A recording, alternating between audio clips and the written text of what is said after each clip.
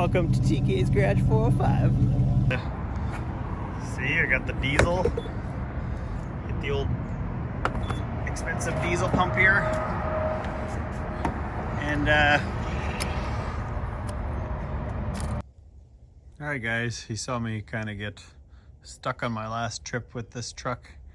Finally had a nice day here, so decided to work on it here. My son was helping me this morning. I kind of forgot to turn the camera on, but I'll kind of show you what we did and what there is to this job. It's pretty straightforward actually. I thought it was gonna be a lot more complicated, to be honest, but kind of cut to it here. So right on top of here, I'll show you the plate that goes over there. It's just the snap clips you pop up. You take that out first. There is, you can see right here where the top of the shroud for the fan goes. Same thing, there's clips there. There's also a couple of clips up here, which it was just zip tied actually. I'll show you that. It goes into here. They put a new radiator in when they did my transmission. I just want to say we did not do that, and that wasn't very long ago. So obviously that they got beaten up by them. I know it's just fins a little bit, but still, just, I mean, it's a brand new radiator. Paid a lot of money to get the transmission and radiator installed. It's kind of annoying, but whatever, I guess. So anyways, I will show you the water pump so you can kind of see how this all goes together. There's so this is the old water pump, and then there is the pulley goes onto that like that, and then there's 6 bolts. So 1, 2, 3, 4, 5, 6, and then it's got steel gaskets in the original one. The new one comes with the pulley, at least the one that I bought did. As you can see here, the pulley is threaded. I noticed the new gaskets are just like a cork style, which is kind of interesting because the old ones were steel. So there's the clutch fan. I guess you can see it's got threads on it. So we rented this tool. It's basically just a gigantic wrench. I don't know where the top of it is there, but we rented the tool so that we could hold the fan with it. And then yeah, just take the bolts out for that. You got to take the belt off. These 2 hoses were really hard to get off. That's for the heater core. We had to take the top radiator hose off. There's no drain on these vehicles, I guess, for the radiator, so you pretty much just burn up the old Camry. So you pretty much just pull the hose off and let it drain out, and we put a pan underneath. It seems like no matter what you do with coolant, you're always making a mess. So anyways, there's a wrench that you rent from O'Reilly's Auto Parts or whatever auto parts store. You have to put it on there, and if you just hit it with the hammer a few times, it loosens it off of the water pump pulley there. So yeah, you can see this is the top rad hose, pretty big. I think I'm gonna put RTV on it just because it doesn't have the metal gaskets here. So this is supposed to be the premium water pump. This thing was like $220 or something crazy like that. And you can see that's how long that original GM water pump lasted for. Ironically, I don't think it's actually the water pump that's bad if you listen to that. Oh, sorry, that was just the bolts shaking. There's nothing wrong with it. Probably could, I would suspect that if you look at the gaskets that came off of here, so it's like a metal gasket. And I think that the rubber just got squished down to the point where it finally just started dripping a little bit. So I'm gonna put the new one on just because it's off already. To be honest, I probably trust the GM one more than the aftermarket one, but it's off now. This truck has almost 400,000 miles now. I mean, we'll see if the water pump outlives the motor or not, I guess, but I think I will probably put some gasket glue on there. I just feel more comfortable about it. I don't really trust these seals that much. Dry, so I'll put a little bit on there, and then gonna clean everything up. And yeah, shouldn't be too hard to put back together now. Everything's pretty much dry, but yeah, you see it's like that's probably gonna be the hardest part again, is putting those little hoses back on for the heater core. I also bought a new thermostat. Again, it's a knockoff thermostat, O'Reilly's Auto Parts, Murray brand. I don't know how good that stuff is. There was really nothing wrong with mine either, but I was worried about the seal. I could just buy the seal, but I just figured whatever, I got it apart now. I'll just put a different thermostat in it. So you can see, my son informed me this morning that there's wax inside there, and that's what stops it from pushing any farther apparently, or something along the lines of that. I was kind of zoning out when he was talking. He was explaining how it worked. Probably should have paid more attention. But anyways, the next thing I'm worried about is it got antifreeze all over the alternator, which is actually the original alternator as well. They did change some hoses while it was apart there, so yeah, I guess we will see. Anyways, guys, I'm gonna get at it. All right, guys, just wanted to show you here, like the thermostat housing is I shouldn't say it's part of it, but it sits on top of the water pump. So I already put the new thermostat in there. I just wanted to show you. There's like a little notch. You just literally pull it out of here and then squish it back in there. There's no other seal, so this is actually the seal, and you can see if you don't get it perfect. I had it curled up there a little bit already. If you don't get it perfect, it's not going to seal good, so don't want to have to take it apart for that again, so make sure that's all good. I was tempted to reuse the old one, but I thought, well, I've got it apart already. I actually went down to get a new idler pulley, because this one felt like it had a tiny little bit of play in it, and my son said just go get one. I went down there, and the one that they had was like way chintzier, and it actually had just as much play in it, so I thought, well, whatever, I'll go with that one for now. More Ryobi tools.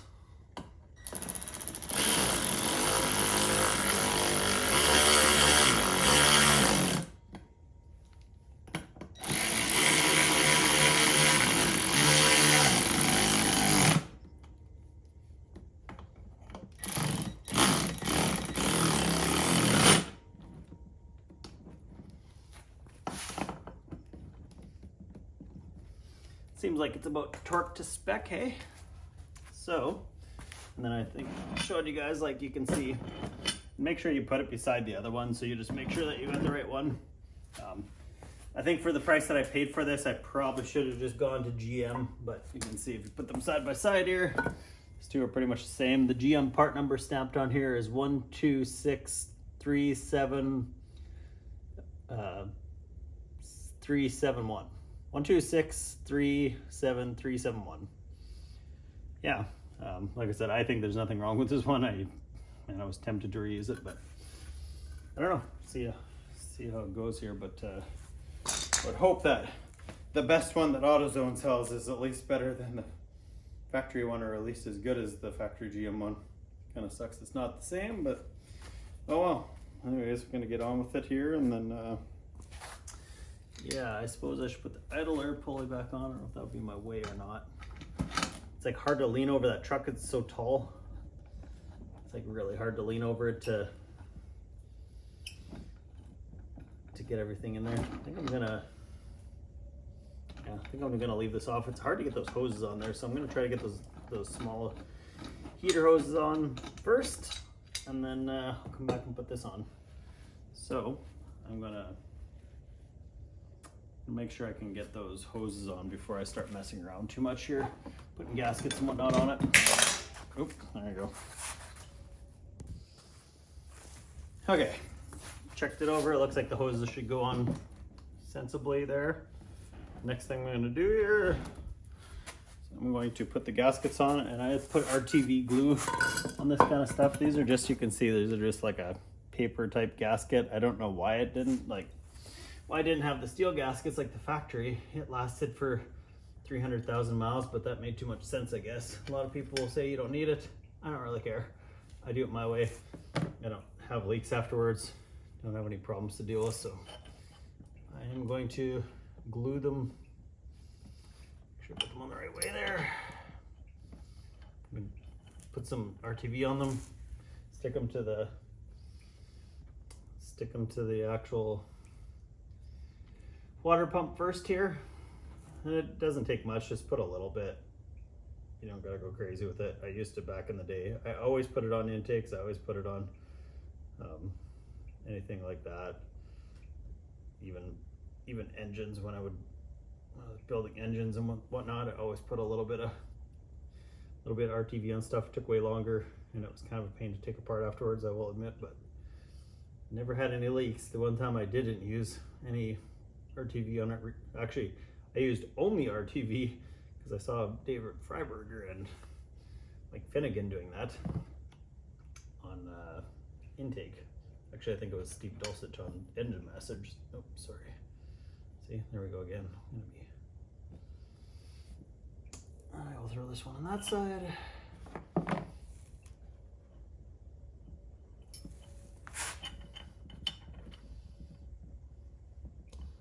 Start getting that to set up a little bit.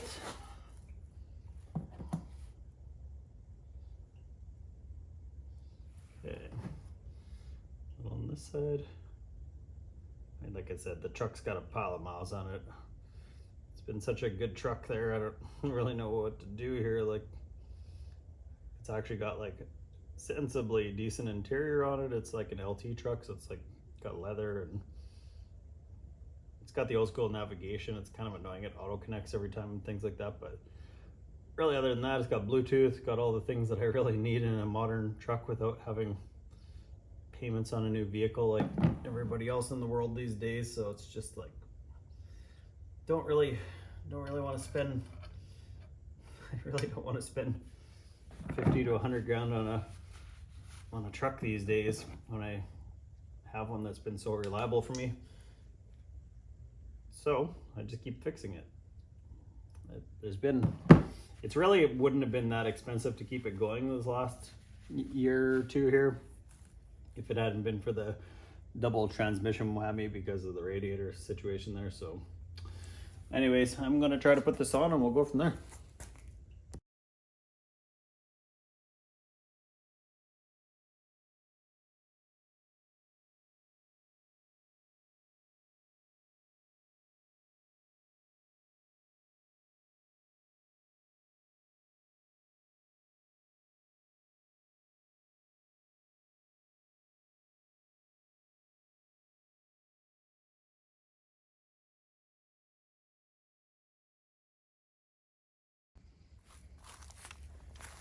All right, guys, you can see I got the water pump on there. Put a little RTV glue on the gaskets there.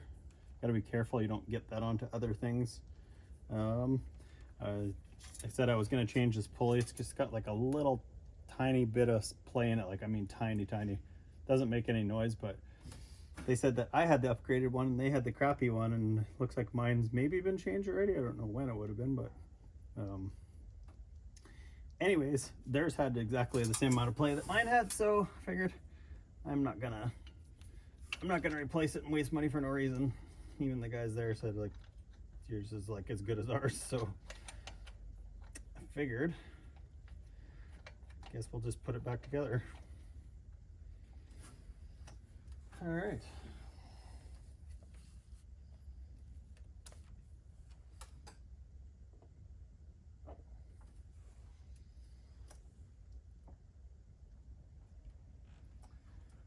I gotta find the right socket now. Of course, I lost the socket I was looking for.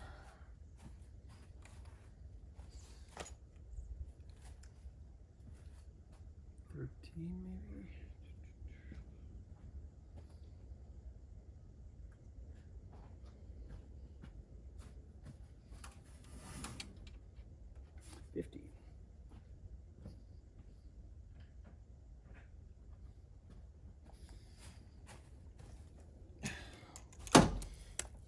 I got my son a box of tools for Christmas, and I noticed he immediately puts his back right in the box, but somehow mine don't end up back there. Very strange.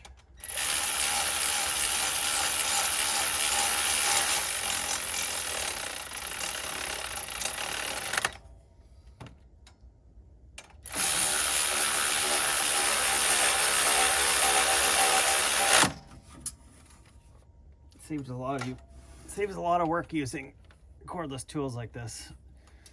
I really like Ryobi because they're cheap and they work. I've had, like I said, some of my tools I've had for like 20 years. I had a drill actually that I bought as a kit with a bunch of other things like a flashlight and a skill saw and blah blah blah. And it was fine until about a month ago we were doing home renos and my son dropped it on the floor and it broke the handle on it. So Ryobi, if you're listening, I could use another drill. I do have one, but I don't care for the one that I've got with the other stuff that I got there. It's a newer one, but I don't like how you hold it as much, neither does my wife. Grab the belt here.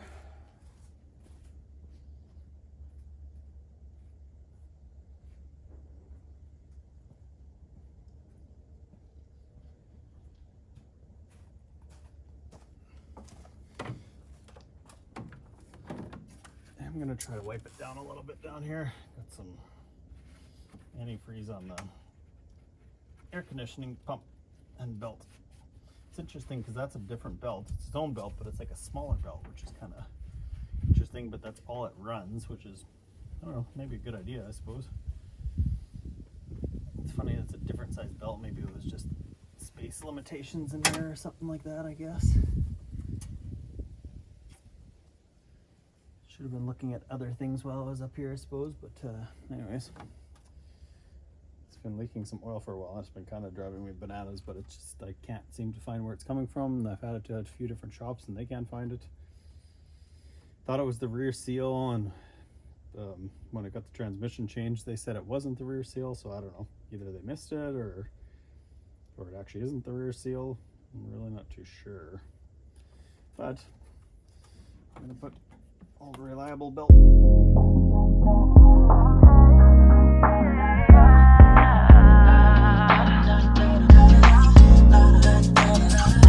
I was just a little boy, everybody told me you could be whatever you wanna be. So I told myself I'ma be a singer, I'ma play on the keys. I can do whatever I want if I just believe, yeah. But then over the years, everybody's telling me to find a career. I think I did. Loosen a little bit and get everything straightened up. And then I would say that's about right. See, that's why I took a picture of it, because it would have taken me 6 months to figure that out. All right. Looks like I just got to put the fan back on now. I think I'm going to put a little dab of grease on that, just in case I ever have to take that off again. Make sure that that doesn't seize up there. I will be right back.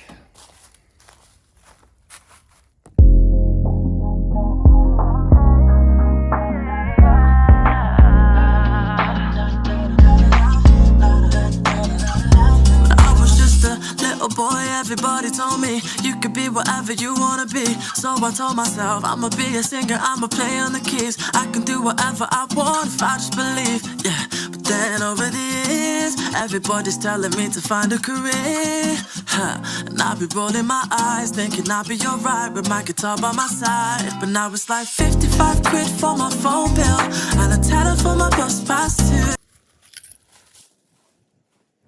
Alright guys, I think we got everything back together, unless I missed something.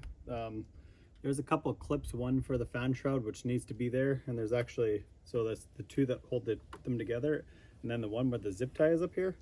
I'm gonna actually have to replace both of these because you can see that's actually what holds it from moving, so I don't want that fan to get into the shroud or something stupid like that. I'm also missing a couple here that have been missing for a while, so I'll go to the parts store after I'm done this, but I'll put antifreeze in it and then I'll run it while the cap's open, and I'll keep topping it off, and hopefully can get some flow in here without having problems like last time. So this time I just got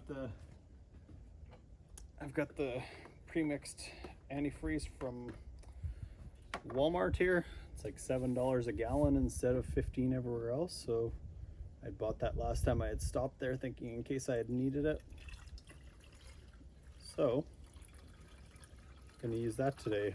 I think that's the bulk of the deck spool out of it, and I really believe that's probably what the problem was with the last leak there.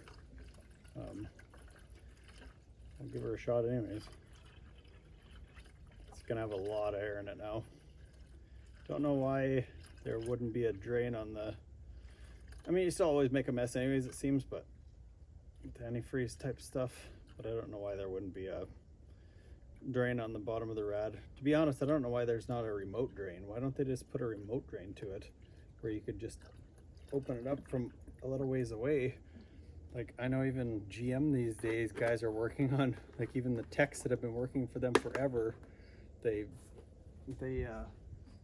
have the same problem. Like, they'll they'll open it up and just catch it with a bunch of freaking mats pretty much or whatever, but that's not really a solution in my eyes. I guess they're gonna say, oh, EVs will solve that. Oh, yeah, whatever, man, you guys do you.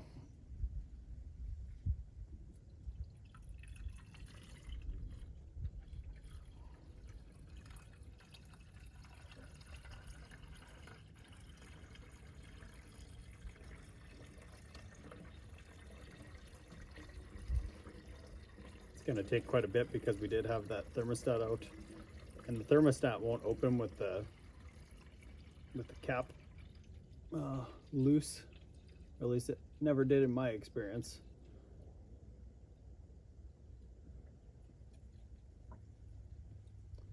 You can hear it burping. I'm going to overfill it here because it's going to go down immediately anyways. So I'll put this in it. We probably lost gallons for sure anyway, so that was about 1.5 gallons. Let's see how that goes. Apparently these are one of the worst trucks for trying to burp the air out of them, so I'm just gonna, you can feel there's nothing in this one.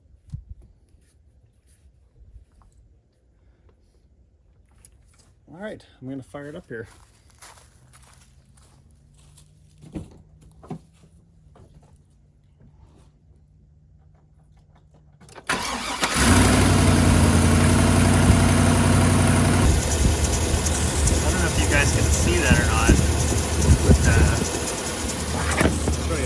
Here if you can see it.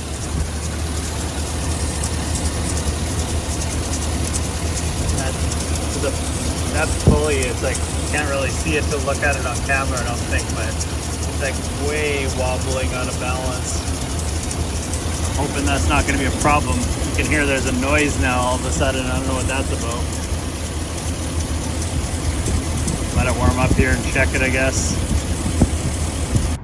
Alright guys, a bunch of people were asking me about this. I made a little clip about it. I'm gonna do it again.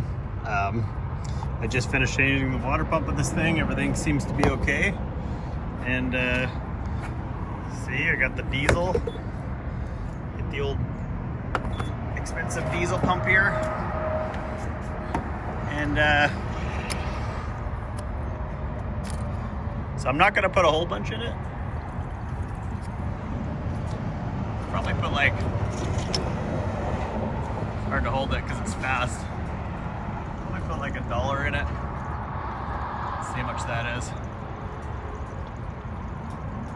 And I'll explain why I'm doing this right away.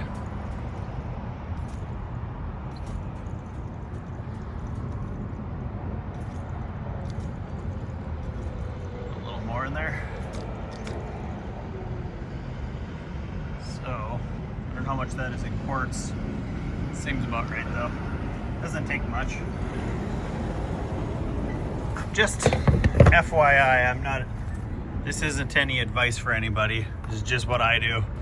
So, I'll tell you exactly what the deal is with it here. Of course, I had to stop at the pump that isn't going to give me a receipt back here. So, diesel is basically an oil, and diesel is a very abrasive cleaner. So I have had this problem with this truck for quite a while already, where it's I don't know, last couple months there, if you start it cold and you try to take it off right away, it seems like it's gummed up around the suction. And I know the last couple of times I've gone over my oil change here, and that's probably not helping it. So it needs to get warmed up to change the oil anyways. I'm overdue again. Keep being overdue, but I'll kind of tell you why I'm doing this, because it acts like an engine flush. If you go to the oil change places, some of those engine flushes used to be so bad that they would actually smell like diesel. So I'm gonna go get a receipt here and I'll talk about this a little bit more. All right, guys. I wasn't planning on doing this video today, but I was just talking. I showed you guys I put some diesel in the engine oil here and why I kind of do that. So I needed an oil change, so I'm going to do it today. So like I was saying, I was having problems with it like gumming up around the suction a little bit, and I think it's just like running over on my oil changes the last couple times because that's when it started the first time I did it. I never do that, but it's been so cold, no shop. If you take something into somebody and tell them to put 1540 in a gas, they look at you like you're crazy. So it's always some sort of argument there. So I just do it all myself usually. But anyways, so I'm gonna take it for a cruise right now and get everything warmed up, make sure that the system is burped for the antifreeze there. But I'll talk about why I do this. So years ago, like 20 years ago probably, I worked at Great Canadian Oil Change, and one of the things they did there was engine flushes. And so basically the process went, they had this engine flush in a bottle. You'd get there, we'd tell them your oil's dirty, whatever, you should probably do an engine flush, and then they would do this engine flush, and basically they would just pour it in, let it idle for 10 minutes, and then shut it off. And so it's supposed to clean all the varnish off and things like that. And there's probably some pros and cons to that. Like in an older engine, it could possibly clean out seals that are kind of just getting held together with gummed up oil, so you could possibly have more oil leaks. Like I said, I'm not recommending this to anybody. This is just what I do. But I don't do it all the time. This isn't something that's common, but you know, a lot of these LS engines, for example, that have this lifter failure, well, it's because the engine oil runs too long. I feel like it's too light of oil. This is just my opinion, but I mean, everybody's had this problem, and I've never had this problem in any of my LS engines, and I've had a pile of them. So I always ran 1540 in that type of stuff. If it seemed like we were getting a little bit more up there miles, especially work vehicles and things like that, I used to do this exact same thing. We'd flush it, drain it, and just run it for a little bit and whatever. But like I said, the engine flush thing works fine as well. There's nothing wrong with doing it that way. Seafoam, same thing. This is basically what that is, right? So it's not going to hurt anything in my opinion. Like I said, I'm not recommending that you put diesel in there, but that's what I use. Some guys use transmission fluid. I've never tried that. They claim because it's abrasive too or whatever. To me, diesel being like it's more of a liquid, like a thin liquid, I should say, gets in every place to clean everything better. So it would work the best is if the engine was hot and then you put it in there and then you drove it a little bit more, really let it work, and then drained and changed your oil. I know the one thing people say is like, well, what if it's in the cooler lines or whatever? Well, that's kind of true. There's going to be a little bit left in it generally. A lot of things like seafoam, for example, seafoam evaporates. So like if you put seafoam in your gas and you don't drive it right away, it doesn't just stay in there for months and months and months. If you're going to put it in there before you drive it, it's because it evaporates, right? So diesel doesn't do that, obviously. So there's going to be some of that left in there, and some of those engine cleaning things, that's the same story, right? It's going to have some left in it. So sometimes they'll run it, drain it again, and then usually after that it's good. I never worried about it. I feel like it's just kind of cleaning a little bit more while you're driving it. The little tiny bit that's mixed in with the oil that's still in the cooler lines or whatever, it's not going to make a difference. So the one thing I don't like about this truck is it's got a tiny oil filter on it, and I find that strange for a modern engine. Why would you, like, I mean, it's tiny. I mean, it's like the size of like what a Chevy Cavalier or a freaking Honda Civic or something like that would have on it. It's very strange for a 6-liter truck that's going to be worked a lot or whatever. People might, like, obviously GM knew that when they built it, so it's on my face. Yeah, so anyways, I'm just going to take it for a little cruise, get it really warmed up, and then I'm going to take it back home, drain the oil, check the antifreeze and everything here. I thought it was going to go down, so I overfilled it a little bit, but it looks like it's not going down this time, of course. So if it was going to overheat or something, it would have done that by now. So there's another thing to talk about with this conversation is with the antifreeze part of it there. I told you guys in the last video there, like this truck has always run at 210 ever since I've got it. So I changed the thermostat in it this time, and I said a 190, they call it a 187, which is true because the one I pulled out of there said 86 Celsius on it, which is 187. But yeah, it's still at 210, so maybe the sensor's just dirty or wrong or whatever the deal is, I guess. I'm not sure, but obviously there's something there. So I said I'm just gonna take it for a little cruise here, let it get that diesel work in there a little bit. I'd like to get it hotter. It would be better after like towing or something along the lines of that, because then it would actually get worked in there really good. But so that's kind of the story behind the oil, the diesel and the oil. People were asking about it. Figured I'd make a video about what that's all about. I'll give you a little bit more back history of that. The guy, when I was working at Great Canadian Oil Change, there was a guy that had a 6.5 diesel, and he would come in there, he would drain his oil out, which it held, I think I maybe talked about this one other time, but I'm going to say it again. So I think it held like 20 quarts or something like that. It was a 6.5 diesel, whatever they hold. And so he brought a 5-gallon pail of diesel with him. He would drain all the oil, fill it back up with diesel, start it until it built oil pressure, drain it again, and then refill it with diesel oil. And that truck had, like, I think the last I heard, I'm pretty sure it was something like over 1 million miles. I actually think it was 1.2 or something like that.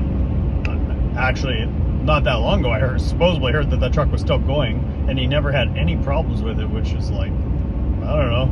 I've never heard of anybody doing this in a diesel engine, but it sort of makes sense, I guess. Like, diesel oil, especially in those older diesels, is going to be even dirtier than like a gas engine. So I don't know, it was just kind of one of those things I thought was interesting. Looking back at it, it's funny that we actually allowed him to do that, because if something went wrong at that time or whatever, like, would he have blamed us? But he was a nice guy and whatever. But I thought that was kind of funny, like, come in with a 5-gallon pail of oil, or diesel I should say, and pour it in there, start it up, run it for a second, drain it. And I can't remember if he was running like really long intervals or not exactly for sure, but I feel like he was. I think he was. And actually, as a matter of fact, I believe he was maybe even running AMSOIL oil in it.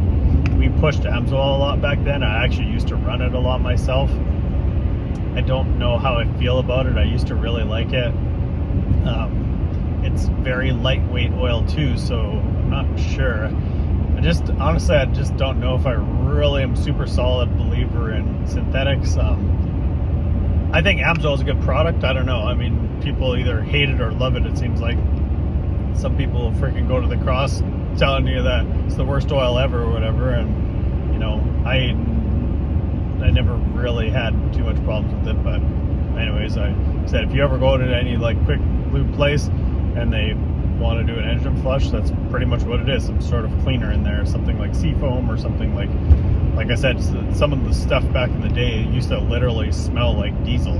So it's just like, it's kind of funny that, you know, like, pretty much what I'm doing, right? So, but all right, guys, wrapping up this video here for the radiator, or sorry, the water pump. Why am I saying radiator? The water pump change.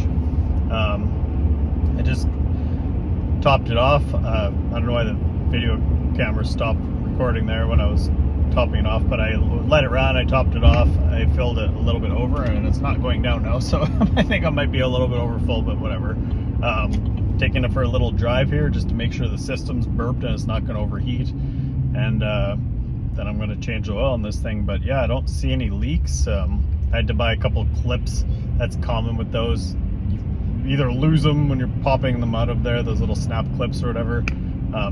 Dorman sells them, so they're like, it's like a Dorman product. O'Reilly's Auto Parts, they actually stock them there. So I just went down and picked up a couple of them and put those in there, so I wasn't short any. And yeah, other than that, it seems okay. The water pump that I got from AutoZone, I think it was, whatever I mentioned in the last video there, it's a CarQuest one, and it's wobbling, and I don't really like that too much, but I'm not pulling it off now, so almost wish I just put the GM one back on because I don't think there's anything wrong with it other than the gasket was leaking a little bit, but whatever, I guess. Hopefully it doesn't cause any problems with it being out of balance like that. It looks like it's actually forcing the belt to ride a little bit over to the side on it, so not super happy with that. I paid double what a cheapo water pump supposedly was or whatever.